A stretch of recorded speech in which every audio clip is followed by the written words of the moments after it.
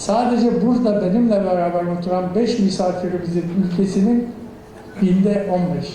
Yani yolun daha başında bile değiliz, hazırlık safhasındayız. Onun için hepinize iyi şanslar diliyorum.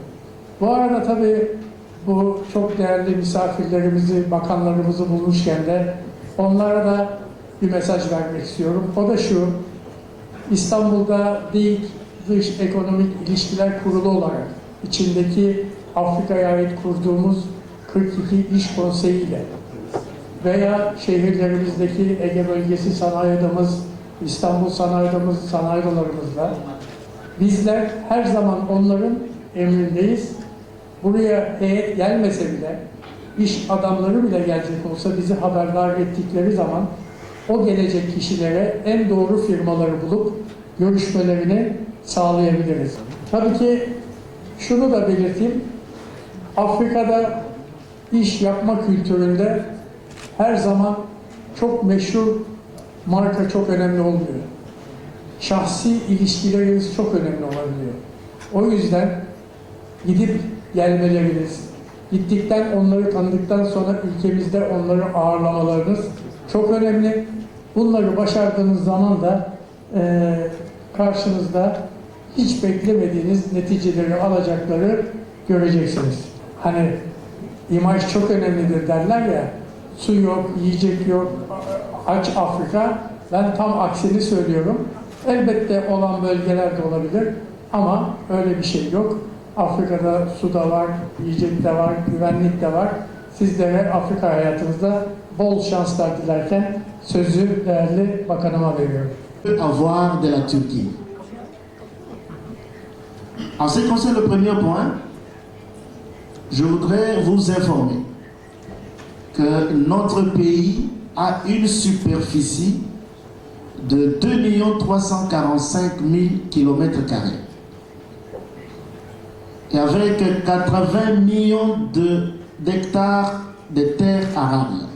Depuis quelques années, avec le chef de l'État Joseph Kabila Kabange, le gouvernement de la République est en train de s'occuper de la diversification de son économie. Et que le secteur privé turc puisse venir chez nous en RDC et nous allons faciliter pour qu'il puisse investir sans beaucoup de problèmes. Les quelques 2-3 jours que nous venons de faire ici, j'aborde le deuxième point, nous avons aussi appris beaucoup de ce qui se passe ici à Izmir. Nous avons appris, par exemple, le système RDC et qu'est-ce que la RDC peut attendre de la Turquie. Voilà d'une manière résumée ma communication, donc basée sur 2 points.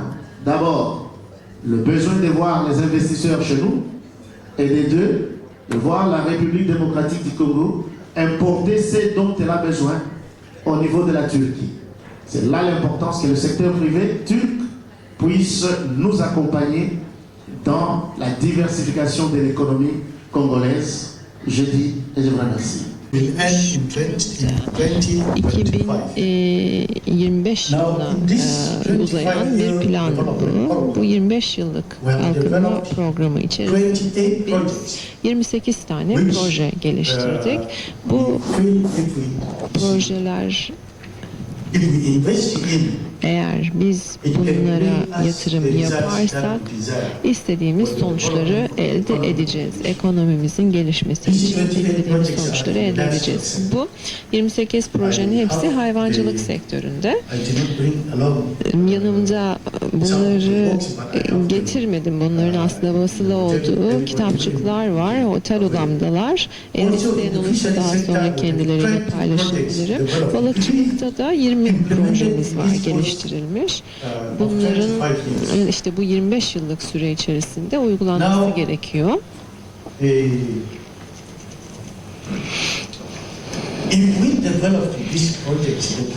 Eğer biz bu projeleri geliştiriyorsak eğer neden kendimiz devam etmiyoruz? Ben bu sorunun cevabını bulamıyorum aslında. O yüzden buradayım. Burada bulunma sebebim bu. Sizin de bildiğiniz gibi hayvancılığın altyapısı is very it must have the life and it must have the Bir health canlı hayvan söz konusu. before Bunun you sağlıklı can olması exploit it gerekiyor. for any other purpose. Herhangi bir amaçtan We are in faydalanmadan the önce process sağlıklı bir of setting up şekilde the infrastructure for altyapısının sustenance of the land. oluşturulması gerekiyor. O hayvanın sürdürülebilirliğinin, sağlıklı hayatın devam etmesinin sağlanması gerekiyor. Balıkçılık için de aynı şey geçerli. That we are seeking for Biz investment. burada We yatırım have classified arayışındayız. the areas which are government supported and it's a must the Hükümetimizin government must support. destekliyoruz.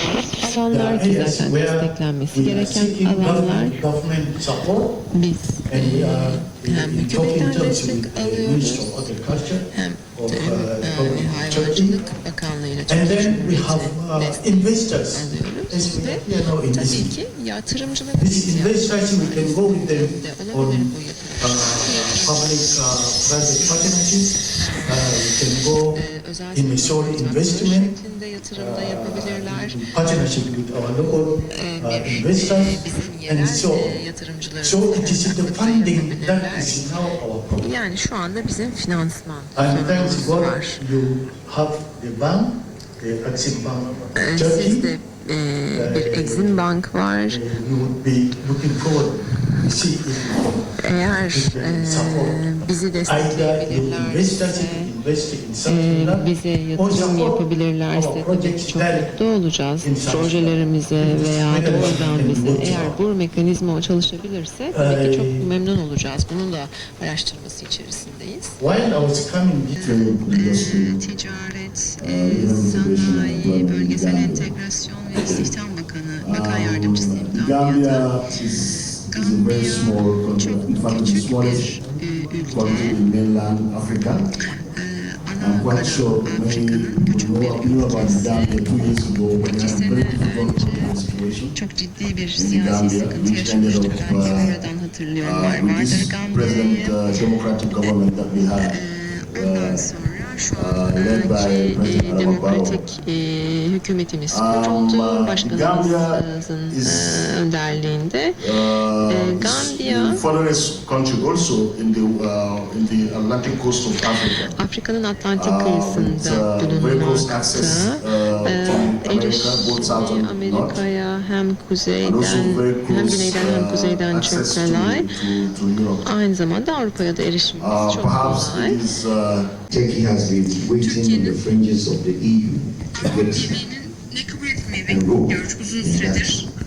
regime and hasn't seen any success for many, many Ancak years. çok uzun yıllardır bu konuda bir If gelişme you consider the kaydedilmedi. fact that Ve şunu düşünmek lazım. Turkey today Bugün is Türkiye at loggerheads or it's having challenges çeşitli with zorluklarla their karşılaşıyor. major trade partner in North America, which is the Kuzey United States of Amerika America. ile sıkıntı yaşıyor.